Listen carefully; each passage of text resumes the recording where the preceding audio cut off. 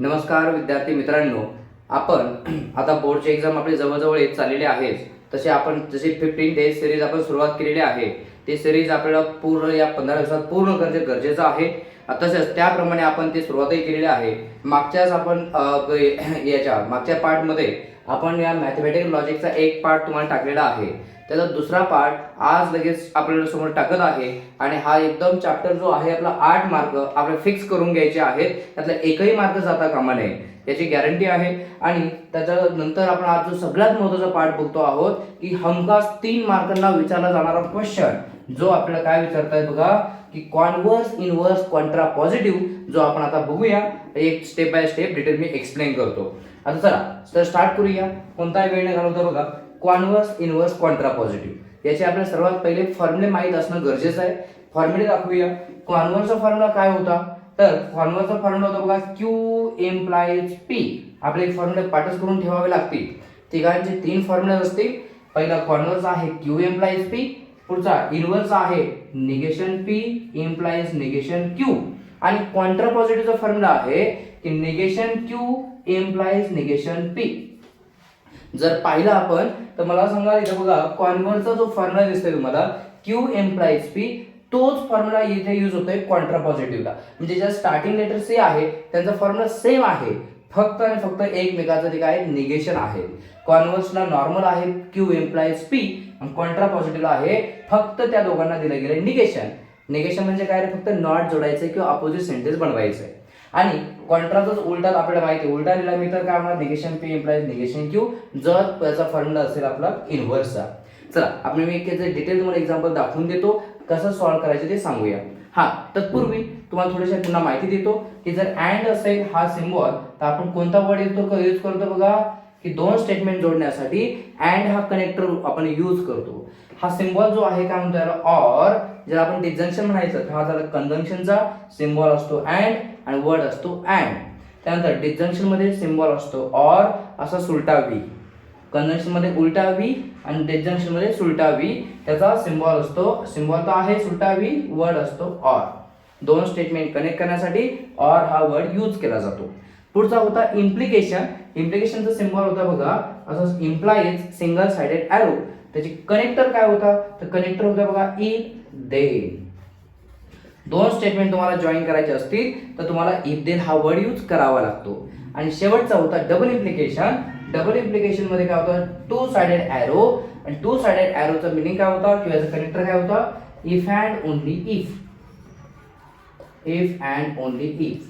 जर हे आपले 4 कनेक्टर आहेत मेन आणि महत्त्वाचे. हे सांगण्याचं कारण काय होतं, कारण तुम्ही बघा कॉन्व्हर्स इनव्हर्स कॉन्ट्रा पॉझिटिव्ह मध्ये तुम्हाला सिम्बॉल यूज करायचा इम्प्लाइजचा. इम्प्लाइजचा म्हणजे सिंगल साइडेड एरो. मग तुम्हाला एक ऑब्विसली माहित असलं पाहिजे की मी जेव्हा 2 स्टेटमेंट बनवेल तेव्हा मला इम्प्लाइज म्हणजेच इफ देन या कनेक्टरचा यूज करावा लागेल. ठीक आहे, चला आपण एक्झाम्पल बघूया, त्याशिवाय आपल्याला परफेक्टली कळणार नाही. चला तर मग बघा आपल्या समोर बघा मी क्वेश्चन ठेवलेला आहे.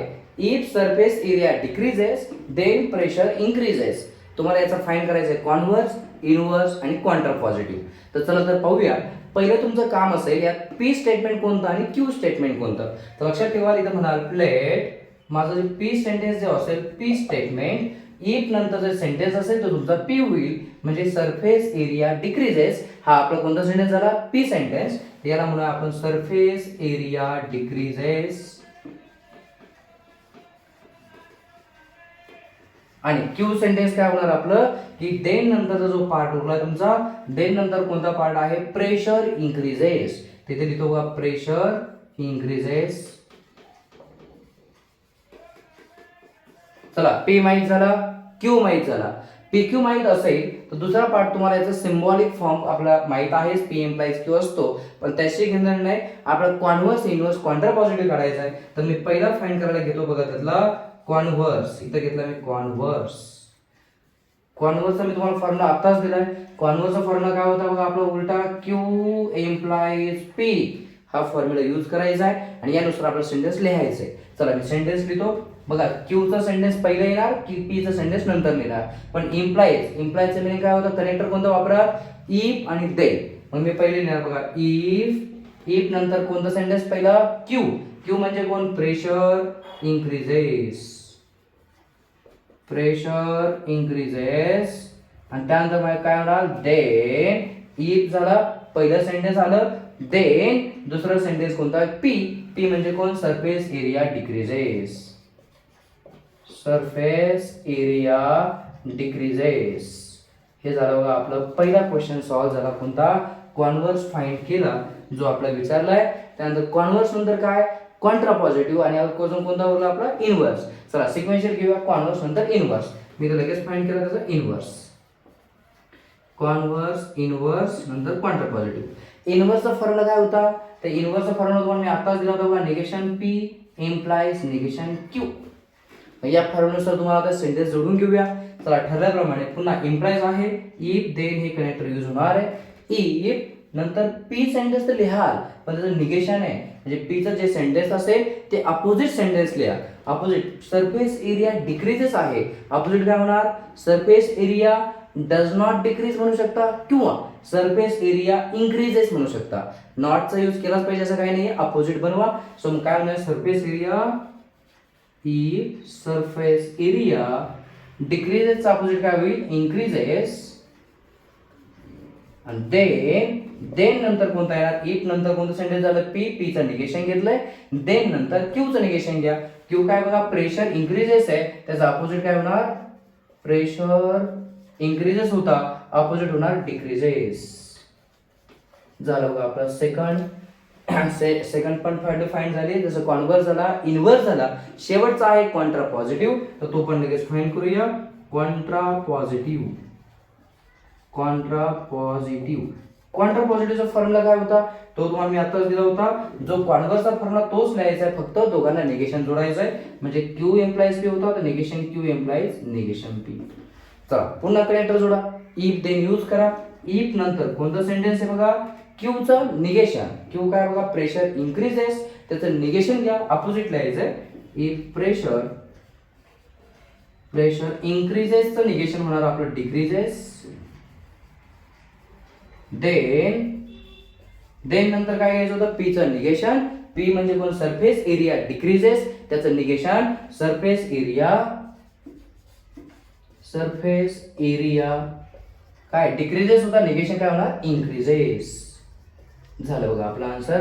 आता लक्षात ठेवा, कॉन्व्हर्स, इनव्हर्स, कॉन्ट्रा पॉझिटिव्ह हा क्वेश्चन खूप वेळा विचारला गेला आहे लॉजिकमध्ये, मॅथमॅटिक्स लॉजिक चॅप्टरमध्ये. मी म्हणेन हे खूप आपल्याला परवडणारा क्वेश्चन आहे, कारण याचं सॉल्विंग पण जास्त नाही आहे, जास्त त्रासदायक नाही, जस्ट सेंटेन्स फक्त उलटे पलटे करायचे आहेत. पुन्हा समजून घ्या काय लिहिलं आपण बघा. दोन जर कोणतेही टेस्ट तुम्हाला विचारले, कॉन्व्हर्स, इनव्हर्स 2च मार्कांना, 3 विचारले तर 3ही फाइंड करायला विचारले जाते. काय होता, तर फॉर्म्युला लक्षात ठेवा. पहिले कॉन्व्हर्स आहे क्यू इम्प्लाइज पी, इनव्हर्स आहे negation P implies negation Q, आणि कॉन्ट्रा पॉझिटिव्ह आहे negation Q implies negation P. बस त्यानंतर तुम्हाला की पी आणि क्यू हे सेंटेन्स तुम्हाला क्वेश्चन मध्ये दिले जातील. जो क्वेश्चन मधून तुम्हाला इफ नंतर सेंटेन्स म्हणजे तुम्हाला पी घ्यायचे, देन नंतर जे सेंटेन्स असेल त्याला आपल्याला क्यू घ्यायचं आहे. आणि पी आणि क्यू एकदम माहीत झाले की बस या फॉर्म्युला व्हॅल्यूज पुटअप करत जा, जसं सांगितलं तसं. आणि इम्प्लाइज म्हणजे काय यूज करायचं, फक्त इफ आणि देन एवढंच कनेक्टर वापरायचं आहे. इफ देन काय सांगतो पुन्हा, इफ देन, इफ नंतरचं सेंटेन्स कोणतं असतं जे स्टार्टिंग फॉर्म्युल्यामध्ये आहे, आणि देन नंतर कोणतं जे इम्प्लाइज नंतर सेंटेन्स आहे ते फक्त नंतर जोडायचं आहे. एवढंच काम करायचंय. मला वाटतं काय हार्ड टॉपिक नाहीये. आपले 3 मार्क इथं कन्फर्म झाले असं म्हणायला हरकत नाहीये. चला तर आता पुढचा टॉपिक स्टार्ट करू आपण. कॉन्व्हर्स, इनव्हर्स, कॉन्ट्रा पॉझिटिव्ह झाला. ड्युएल नावाचा एक छोटासा टॉपिक आहे 2 मार्कांसाठी, तो पण आपण एक टॉपिक. चला तर मी तुम्हाला तुमच्या समोर कोणता पार्ट ठेवलाय बघा, write the duals of the following statements. चला ड्युएलचा पार्ट काय होता, तर ड्युएलचे रूल्स आधी समजून घेऊया. 2 मार्काला एक एमसीक्यू किंवा क्वेश्चन विचारला जातो यावरती, तो माहित असावा. तर रूल्स आपल्या समोर ठेवतोय बघा. सिम्पली अँड हा सिम्बॉल आला तर अँडचा ड्युएल ऑर करा, ऑर आला तर ऑरचा ड्युएल अँड करा, ट्रू आला तर ट्रूचा ड्युएल फॉल्स म्हणजे स्मॉल सी येणार, सी आला तर सीचा ड्युएल टी करा म्हणजे ट्रू. सी म्हणजे काय असतं रे, कॉन्ट्राडिक्शन. कॉन्ट्राडिक्शन म्हणजे काय, फॉलोसी म्हणतो आपण त्याला. फॉलोसी म्हणजेच काय असतो, सी. सी आणि कॉन्ट्राडिक्शन आणि फॉलोसी एकच, म्हणून याला फॉल्सच्या ऐवजी सी लिहितात. हे लक्षात असू द्या, विसरायचं नाही. जर हे विसरलं तर तुमचा मार्क्स जाणार. ते मुद्दामून तुम्हाला सी किंवा टीचा उल्लेख करणार, कारण आपण सगळे विसरतो याच ठिकाणी. चला आपल्या समोर सम ठेवलंय बघा, P and Q or R. याचं मी ड्युएल काढतोय, सिम्पली फक्त सिम्बॉल चेंज करतोय. काय करणार, पी अँडचा ड्युएल काय बघा, ऑर, तर ऑर घेणार. नंतर क्यू सगळं ॲज इट इज, फक्त सिम्बॉल चेंज, ऑर आहे, ऑरचा ड्युएल अँड होणार. मग इथं अँड झाला, आहे आर ॲज इट इज. झाला ड्युएल सॉल्व. सेकंड क्वेश्चन, निगेशनचा काहीच ड्युएल नसतो, आहे तसं ॲज इट इज लिहा. Negation P. अँडचा ड्युएल काय, अँडचा ड्युएल ऑर, तर ऑर घेतलाय मी. त्यानंतर क्यू आहे तसा ॲज इट इज. अँडचा ड्युएल काय, तर अँडचा ड्युएल ऑर, इथं ऑर घेतला. आणि ट्रू आहे, ट्रूचा ड्युएल काय असतो, कॉन्ट्राडिक्शन म्हणजे सी, ते इथं फॉल्स. झालं. शेवटी सीचा ड्युएल काय, सीचा ड्युएल आहे ट्रू, मी इथं घेतला ट्रू. ऑरचा ड्युएल काय असतो अँड, इथं घेतला मी and. Negation P as it is. अँडचा ड्युएल काय आहे ऑर, तो ऑर ॲज इट इज आणि आर ॲज इट इज. सगळे ड्युएल फाइंड केलेले आहेत. असा एक सिंपल क्वेश्चन असतो बघा, आपल्याला माहित असावं. लक्षात ठेवा, मी IMP टॉपिक्स रिवाइज करतोय, पण यामध्ये मी भरपूर एक्झाम्पल नाही घेऊ शकत आहे, पण त्यातले इम्पॉर्टंट टॉपिक सांगतोय. तुमचं कर्तव्य आहे की या टाईपचे 1-2 एक्झाम्पल या रिलेटेड तुम्ही अजून सोडवणं गरजेचं आहे. जर त्यात काही डाऊट्स येत असतील तर मला कमेंट करून नक्की कळवा, म्हणजे मी तुम्हाला प्रत्येक नवीन व्हिडिओमध्ये त्याबद्दल नक्की सांगायचा प्रयत्न करत जाईल. ठीक आहे, चला हा झाला ड्युएल्स. आणि शेवटचा पार्ट उरला आपल्या चॅप्टरचा, तो म्हणजे स्विचिंग सर्किट. सर्किटवरून आपल्याला टेबल कसं ड्रॉ करायचं किंवा टेबलवरून किंवा चला स्टेटमेंट पॅटर्न म्हणूया आपण. चला बघूया. तर पाहूया आपण. बघा, मी तुमच्यासमोर एक क्वेश्चन ठेवलाय प्रॉपरली. काय क्वेश्चन दिलाय की express the following circuit in the symbolic form and write the input output table. 3 मार्कला क्वेश्चन हाही विचारला जातोय की काय सर्किट दिलं जातं, त्याचा फक्त सिम्बॉलिक फॉर्म ओळखायचा आहे. सिम्बॉलिक फॉर्म ओळखा आणि काय करा, त्याचा इनपुट आउटपुट टेबल ड्रॉ करा. चला मी एक तुम्हाला प्रॉपरली करून दाखवतो. आपण बघूया यामध्ये काय काय करायचे. पहिला पार्ट लक्षात घ्या, हे स्विचेस आहेत. S1 S2 S1 S2 dash असेल तर निगेशन असतं. तर हे डिफाईन कसं करायचं आहे, चला तर आपल्या समोर मी मांडतो लगेच. समजा यामध्ये काय म्हणणार, फर्स्ट लेट जो तुमचा P असेल, P ला स्विच S1 म्हणायचं आहे, Q ला स्विच S2 म्हणायचं आहे. मग इथं फक्त डिफाइन करायचं आहे P म्हणजे काय असतो आपला स्विच S1, Q म्हणजे काय असेल स्विच S2. इथं लगेच डिफाइन करा, Q म्हणजे काय आपला स्विच S2. त्यानंतर पुढचा निगेशन S1 डॅश आला असेल तर तो निगेशन P. मग इथं म्हणायचं निगेशन P म्हणजे काय स्विच S1 डॅश. आणि निगेशन Q म्हणजे काय असेल तुमचं switch S2 dash. S2 dash define केलं. हे तुम्हाला डिफाइन करणं गरजेचं आहे, कोणत्या स्विचला तुम्ही काय नाव दिलंय. त्यानंतर तुमचा पार्ट येतो बघा सिम्बॉलिक फॉर्म ओळखायचा. तर सिम्बॉलिक फॉर्म इथे लिहितोय मी, सिम्बॉलिक फॉर्म. चला इथं सिम्बॉलिक फॉर्म आपल्या समोर मांडतोय. काय येतोय सिम्बॉलिक फॉर्म, तर सिम्बॉलिक फॉर्म सांगतोय बघा. तुमचा पार्ट बघा, लक्षात घ्या की हे लिहिताना आता जर सिरियल म्हणजे एका लाईन मध्ये स्विच जात असतील, एका लाईन मध्ये जात असेल, तुम्हाला अँड हा कनेक्टर यूज करायचा. लाईन मध्ये गेला पाहिजे, लेकिन लक्षात ठेवा लाईन म्हणजे एका सिरियल लाईन मध्ये. आणि जर ऑर कधी यूज करणार आहात तर ऑर म्हणजे तुम्हाला कधी हे ऑर सिम्बॉल जर तुम्हाला सर्किट पॅरल दिसत आहे, पॅरल स्विच दिसत आहे, तर तेव्हा तुम्ही हा ऑर किंवा आपण याला काय म्हणू पॅरल म्हणूया. पॅरल काय दिसलं पाहिजे तुम्हाला, पॅरल स्विचेस दिसले पाहिजे, तेव्हा आपण ऑर सिम्बॉल यूज करणार. चला तर स्टार्ट करू पहिले. बघा स्टार्टला मी आलो S1 डॅश. S1 डॅश म्हणजे आपलं काय होतं बघा, S1 डॅश म्हणजे आपला निगेशन P. मी इथं लिहिलं बघा निगेशन P. पुढचा पार्ट, हे पहिलं स्विच झालं त्यानंतर आपण सरळ चाललोय, स्ट्रेट एका लाईन मध्ये चाललाय. सिरीज मध्ये चालला असेल तर मी काय सांगितलं, एका सिरीज मध्ये असेल किंवा एका लाईन मध्ये असेल तर अँड यूज करा. मी इथं लिहिलं अँड. पुढे आलो S2. S2 ला काय नाव दिलं बघा आपण, S2 म्हणजे Q. मग इथे घेतला मी Q. दुसरा पार्ट लक्षात घ्या, ही लाईन तुमची कंप्लीट झाली बघा. जर लाईन कंप्लीट झाली असेल तर ब्रॅकेट क्लोज करायला विसरू नका. त्यानंतर आता ही लाईनला अजून दुसरे जे स्विचेस आहेत ते कसे बघा, एका खाली एक आले म्हणजे पॅरलल आले. एका खाली एक असेल तर तुम्हाला यूज करायचा पॅरलल साठी कोणता ऑर. आणि त्यानंतर आता सेकंड लाईनवर चला. सेकंड लाईनवर बघा पहिला स्विच दिसतो मला S1. S1 म्हणजे काय आपलं बघा P. मग इथं घेतला मी P. त्यानंतर P नंतर पुन्हा एका लाईन मध्ये जात आहे. एका लाईन मध्ये असेल तर काय असतो आपला S2 डॅश दिसतो. आणि S2 डॅश एका लाईन मध्ये असेल तर पहिले तुम्हाला काय घ्यावं लागेल, सिरियल म्हणजे अँड. आणि दुसरा कोणता switch S2 dash. S2 dash म्हणजे कोण आहे आपला निगेशन Q. मग इथं आला निगेशन Q. आणि अजून एक ही लाईन पण कंप्लीट झाली आहे. सेकंड लाईन कंप्लीट झाली असेल तर सेकंड लाईनचा एक ब्रॅकेट कंप्लीट झाला पाहिजे. अशा प्रकारे तुमचा सिम्बॉलिक फॉर्म कंप्लीट झाला. हा झाला सिम्बॉलिक फॉर्म. याचं काय विचारलं आपल्याला, इनपुट आउटपुट टेबल. तर आपण याचं इनपुट आउटपुट टेबल बघूया. तर बघा आता काय करतोय मी, याचा इनपुट आउटपुट टेबल ड्रॉ करतोय. इनपुट आउटपुट टेबल ड्रॉ करायचा आहे तर लक्षात घ्या, आपण जसा ट्रूथ टेबल ड्रॉ करत होतो तसाच आहे, काही वेगळा नसेल. तर बघा मी याचे काय बनवले, पहिला कॉलम तुम्हाला ट्रूथ टेबल मी एक्सप्लेन केलेला आहे. 2x2 चा म्हणजे 2 स्टेटमेंटचा काय असतो, 3 स्टेटमेंटचा काय असतो. इथे पण सेम ऍप्लिकेबल असेल, पण मी फर्स्ट एक एक्झाम्पल दाखवतो म्हणून तुम्हाला मी याचा इनपुट आउटपुट टेबल कसा आहे दाखवतोय. नंतर तुम्हाला फक्त मी सिम्बॉलिक फॉर्म ओळखायला शिकवेन. चला बघा पहिलं काय, की यामध्ये पहिला मेन स्टेटमेंट आले पी आणि क्यू दोनच, मग पहिले दोन कॉलम झाले पी आणि क्यू साठी. नंतर निगेशन पी कारण दोघांचे निगेशन पी आलाय, निगेशन क्यू आलाय. निगेशन आला असेल तर लगेच त्यासमोर कॉलम बनवून घेतो आपण. त्यानंतर छोटे छोटे ब्रॅकेट, पहिला छोटा ब्रॅकेट निगेशन पी आणि क्यू त्यासाठी एक कॉलम दिला. दुसरा छोटा ब्रॅकेट पी आणि निगेशन क्यू त्यासाठी एक छोटा ब्रॅकेट दिला, त्यासाठी एक कॉलम दिला. त्यानंतर पूर्ण statement, whole statement last column मध्ये येते. जर जागा पुरत नसेल तर तुम्हाला सांगितलं मी या कंप्लीट सेंटेन्सला, कंप्लीट स्टेटमेंटला यस म्हणा आणि यस साठी लास्ट कॉलम बनवा. चला आता याला नाव काय दिलं, input output table. Truth table मध्ये लक्षात घ्या ट्रू आणि फॉल्स घ्यायचा असतो टीएफ, आणि या इनपुट आउटपुट टेबल मध्ये लक्षात घ्या जिथे तुम्ही ट्रू म्हणायचा ट्रूला आता 1 म्हणतात, आणि जेव्हा ज्याला तुम्ही फॉल्स म्हणत होता त्याला आता आपण 0 म्हणायचं आहे. त्यालाच म्हणतात इनपुट आउटपुट व्हॅल्यूज. जसं कम्प्युटरचे व्हॅल्यूज असतात ते इनपुट आउटपुट जसं असतं, इनपुट द्या आउटपुट घ्या, त्या टाईपमध्ये आहे. तुम्हाला ट्रू फॉल्स यूज न करता 1 आणि 0 यूज करायचे, बाकी सगळं ॲज असे. मग बघा मी टी मध्ये लिहितो, टी म्हणजे आपलं कोण पी मध्ये. पीच्या कॉलम मध्ये आपण काय लिहायचं बघा, ठरवलं value T T F F, पण आता टी टी एफ एफ नाही तर काय येईल 1 1 0 0 1 1 0 0. क्यूचे व्हॅल्यूज काय असायचे टी एफ टी एफ, पण आता काय असतील 1 0 1 0. या व्हॅल्यूज पण चेंज होणार नाही, या व्हॅल्यूज म्हणजे फिक्स असतील इथून पुढे, या पण लक्षात ठेवायच्या. चला पीचं निगेशन म्हणजे काय, जिथं 1 आहे पीच्या कॉलम मध्ये तिथं 1 च्या जागेवर 0 करा, 1 च्या जागेवर 0 करा म्हणजे निगेशन, 0 च्या जागेवर 1, 0 च्या जागेवर 1. क्यूचं निगेशन काय, जिथं 1 आहे क्यूच्या कॉलम मध्ये 1 ला 0 करा, 0 ला 1 करा, 1 ला 0 करा, 0 ला 1 करा, झालं निगेशन.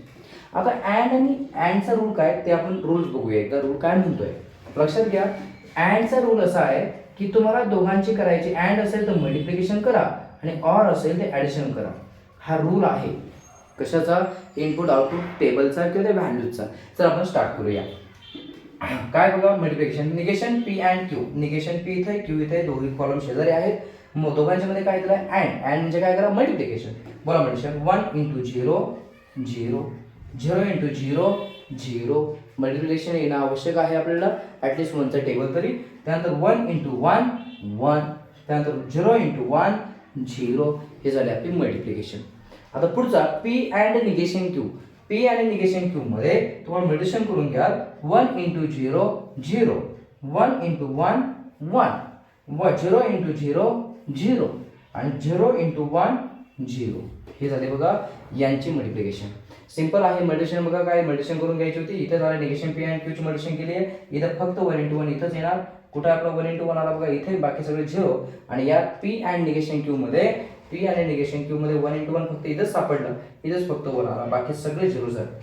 आता शेवटचा कॉलम यस. यस म्हणजे काय होता, या दोन कॉलमची काय ऑर. दोन कॉलम इथे आहेत, ऑर म्हणजे काय करायचं आपल्याला त्यांची ऍडिशन. चला दोघांची ऍडिशन करूया. ऍडिशन करताना बघा 0 प्लस 0 0, त्यानंतर 0 प्लस 1 1, 1 प्लस 0 1 आणि 0 प्लस 0 0. असा हा आपला इनपुट आउटपुट टेबल तयार झाला. पण अजून एक सांगायचं महत्त्वाचं असं आहे की ऑर ऍडिशन करताना एक रूल लक्षात ठेवा, 1 प्लस 1 तुमचा 2 होत नाही. 1 प्लस 1 2 होत नाही, तर 1 प्लस 1 ला तुम्हाला 1च लिहायचं आहे. आता असं का बरं म्हणाल, ते ॲडिशन आहे, मान्य आहे, ॲडिशनमध्ये 1 प्लस 1 2 होतो. पण इथं प्रॉब्लेम काय, कम्प्युटरला कोणत्याही प्रकारे 2 व्हॅल्यू कळत नाही, 3 व्हॅल्यू कळत नाही, त्याला फक्त 1 आणि 0च कळतं. म्हणून हा पार्ट असतो की 1 प्लस 1 हा ॲक्च्युअली कम्प्युटर लँग्वेजमध्ये 1 प्लस 1 10 होतो. 10 होतो. मग यात काय केलं जातं, हा 0 ॲज अ तुमचा 1 ॲज अ बॉरो म्हणून असतो, 0 तुमचा साईडला असेल. त्या ठिकाणी 1च लिहितो. लक्षात एवढंच असू द्या एक्सेप्शन की 1 प्लस 1 1 होणार आहे. असं जास्त डीपमध्ये जायला नको आता. ठीक आहे, बस यात आलेलं नाही आहे, पण जर सम आला तर 1 प्लस 1 1च लिहा बस. ठीक आहे.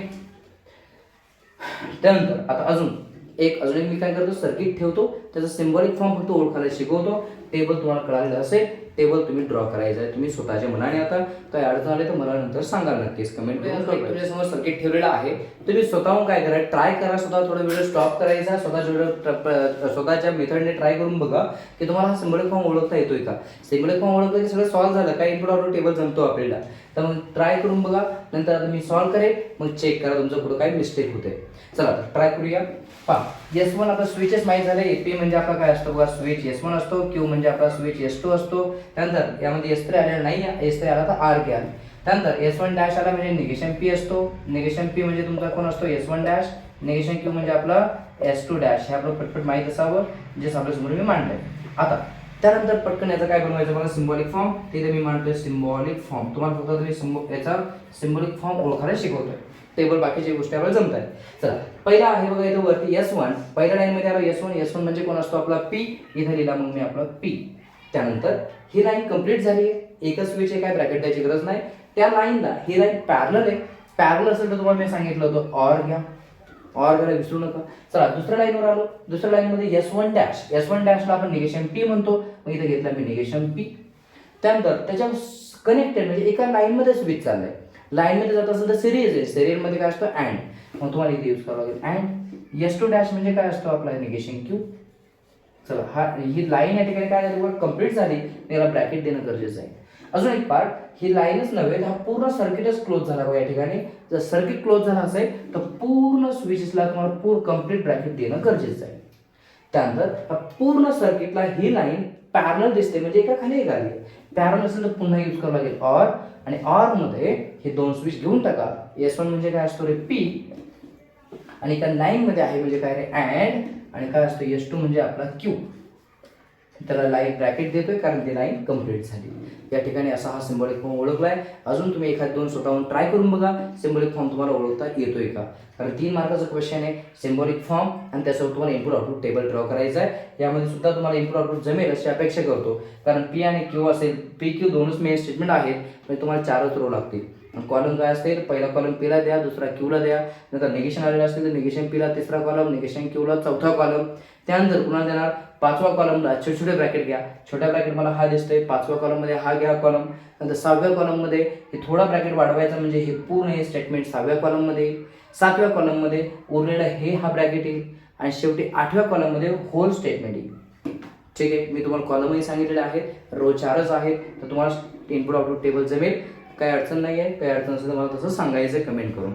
ठीक आहे, आता यातला एक शेवटचा टॉपिक उरलाय बघा, तो म्हणजे काय, आता आपण आपण काय या सर्किटवरून सिम्बॉलिक फॉर्म फाइंड केले. आता सिम्बॉलिक फॉर्मवरून सर्किट जमतंय का, तो पार्ट इंटरेस्टिंग आणि सोपा. सिम्बॉलिक फॉर्म द्यायचा आहे, फक्त आपलं सर्किट ड्रॉ करायचं आहे. त्याचे तुम्हाला मी 2 सर्किट दाखवून देतो, म्हणजे हा चॅप्टर तुमच्या ठिकाणी कंप्लीट झाला, पूर्ण मेमराईज झाला म्हणेल मी. याची बस एक एक प्रॅक्टिस, एक एक एक्झाम्पल तुम्ही जास्त घेऊन एक दोन एक्झाम्पल ट्राय करा.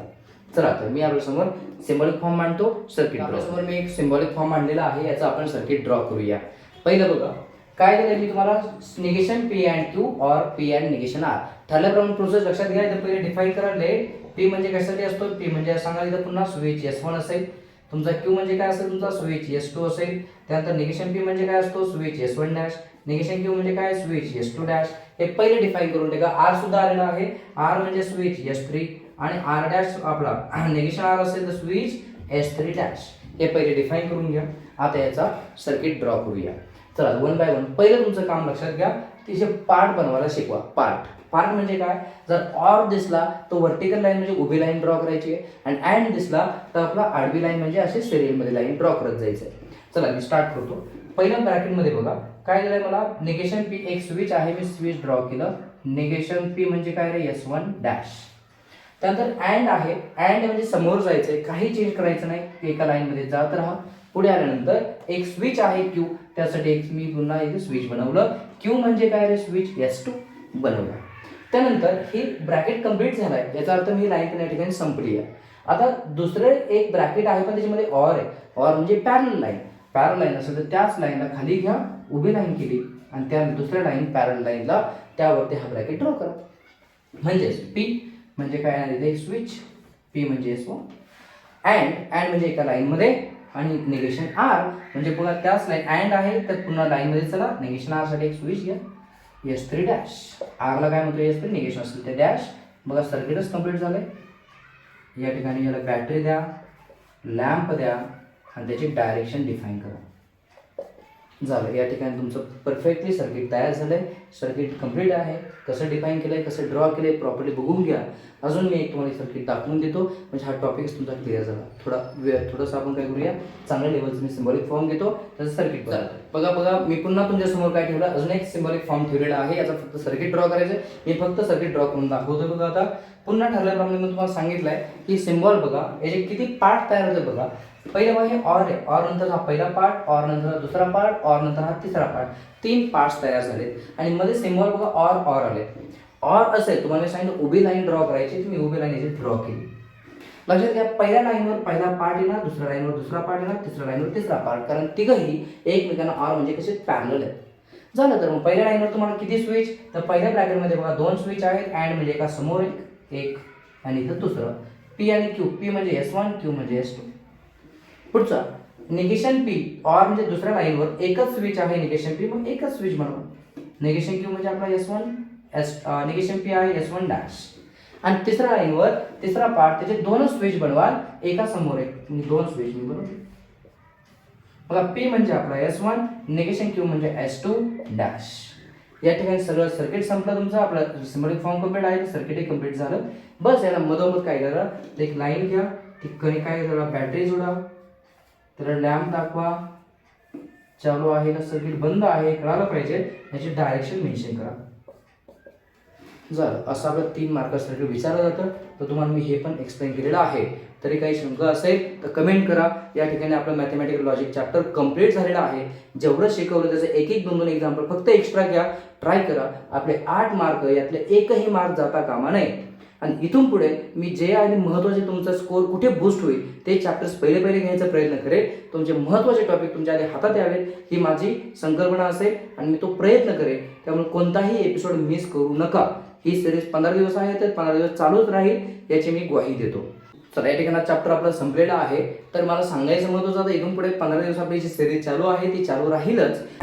सबस्क्राईब करून ठेवा, बेल आयकॉन टिक करा, जेणेकरून जे मी एपिसोड अपलोड केले ते लगेच तुम्हाला दिसले पाहिजे, लगेच तुम्ही ती पाहून घ्या. म्हणजे वेळात वेळ काढून तुमच्या हातात आत्ताचे 10 दिवस असतील, 10 ते 12 दिवस म्हणजे वेळ आहे आत्तापर्यंत, आत्ता जेवढा वेळ आहे त्याचा युटिलाइज करा. कारण नंतर तुमच्यासमोर बोर्ड एक्झाममुळे खूप असं प्रेशर यायला सुरुवात होईल. म्हणून तो वेळ आत्ता कोणत्याही कारणास्तव वाया न घालवता यामध्ये यूज करा. आणि आजच आपल्या चॅनलला फॉलो करा, सबस्क्राईब करा आणि आपले मित्र असतील तर त्यांना नक्की याचा फायदा होईल म्हणून त्यांना शेअर करायला विसरू नका. चला, धन्यवाद.